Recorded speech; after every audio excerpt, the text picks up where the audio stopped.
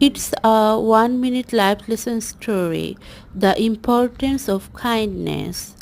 Imagine a child who sees another child struggling with a heavy bag. Instead of ignoring them, the child offers to help carry it even just a little bit. This small act of kindness can brighten the other child's day and make them feel seen and supported. The lesson that even small gestures of kindness can have a big impact on others and ourselves.